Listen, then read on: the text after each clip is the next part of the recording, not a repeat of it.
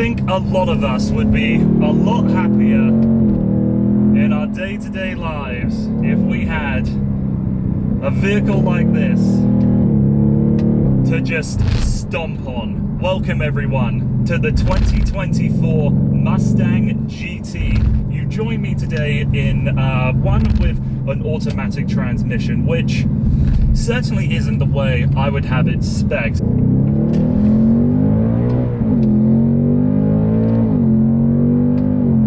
It works well, it engages with the engine, and I would actually say it is fairly responsive. It does even punish you in the instances where you take the red line and you miss a shift. It won't shift for you. But at the end of the day, I feel like the Mustang needs a manual transmission. When the day comes that Ford doesn't offer it at all in a future generation, that might really be the end of the manual transmission. And for this new generation, the S650, the only way you can get a manual transmission now is if you order it with a V8. The 2.3 litre EcoBoost doesn't get it anymore. To talk about the rest of the driving experience though, of course we have the 5 litre naturally aspirated V8, now with 486 horsepower and 418 pound-feet of torque if you go for the active performance exhaust, which is either a standalone option or part of the performance pack. This one I'm driving doesn't have the performance pack on it, so it doesn't have the adaptive dampeners and it doesn't have the summer tyres, which at first, honestly, the car fooled me into thinking it had adaptive dampeners by how well it was riding along. It's firm, but it's never punishing. It feels quite European, actually. This feels like what a M3 or M4 would feel like. It goes to show how Ford, once upon a time, was just selling the Mustang to get V8s into the hand of yobbos. These days, it really is a well-bound, finely tuned, nice to drive machine. The brakes on this are fantastic, and Ford has tuned up the electric steering, the electric power steering a little bit, and it does feel better, feels more connected than I have experienced in most Mustangs of my previous reviewing history. I like being in this car, there's no question about it, but to say all new Mustang, yeah, it's a little bit of a liberal approach, because outside of the new steering wheel and these dual screens, for the cabin, it largely feels the same.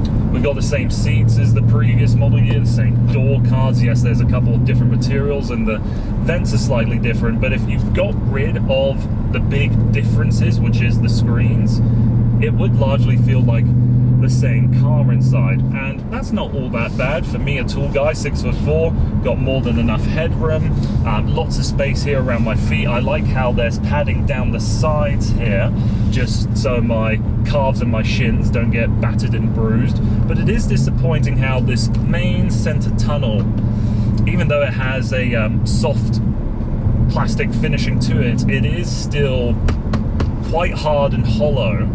Thankfully, and this has always been the case, you have nice soft padding here where you rest your elbows on the center console. But if they're going to change this product, if they had the opportunity to change this product, I do wish that they had done just ever so slightly more. As with any digital screen, it gives the manufacturer the opportunity to give some more customization. So we have a few different modes. We have normal, sport, track, calm, and Fox body, which when I first saw the announcements, I thought was pretty cheesy, pretty stupid. But I actually quite like the layout of those Fox body. Just got an interesting bit of road here, please excuse me.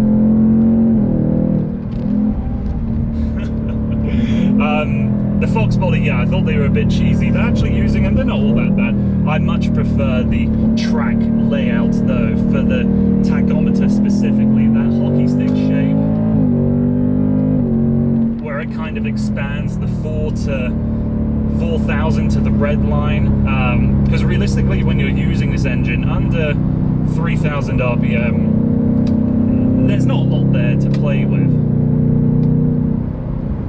The 10-speed transmission, when it's in its own automatic mode, I feel like it's always in the right gear. When I'm playing around with it though, you realize just how many you have to go through to get to around 4,000 RPM. Ford updated the V8 by putting in dual air intakes. That's why we now have 30 more horsepower than we did before, but the torque number has gone down, unfortunately. I don't think it's ever going to be enough for you to notice a difference between the two.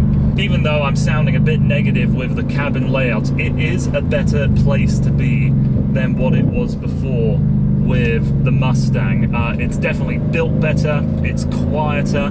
The 12-speaker B&O sound system in here is really, really good. But if I'm honest with you, I've only ever really been using the sound system when I'm out on the open road. You've got cruise control set, and you're just doing a highway cruise, because this noise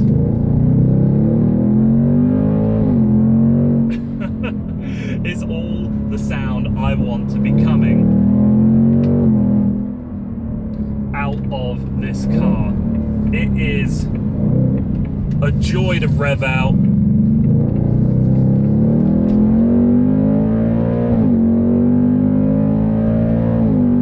If this isn't the transmission I would choose, it is actually doing a mighty good job. I don't feel like I've ever missed a shift. I don't feel like I've ever been terribly caught in the wrong gear. Oh, lost my glasses. That was a bad shift. So yeah, more of the same, please and thank you, Ford. Even if it's not the most radical refresh to a vehicle ever, we have to be grateful that Ford is even still making this thing, because the Challenger's dead, the Camaro's dead. There's not a lot of performance vehicles with this kind of engine really on sale, and certainly not for this price point either.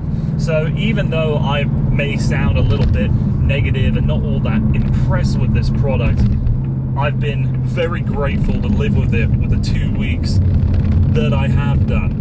If you're keen on saving yourself some money though, I would probably go around and search for a 2023 model that's still sitting on the dealer lots. If all you really want is just that sound and that power, and maybe not so impressed by the changes that have been brought along to the cabin, that might be the best solution. So thank you very much for taking the time to watching this video, and I hope to see you again on the channel soon.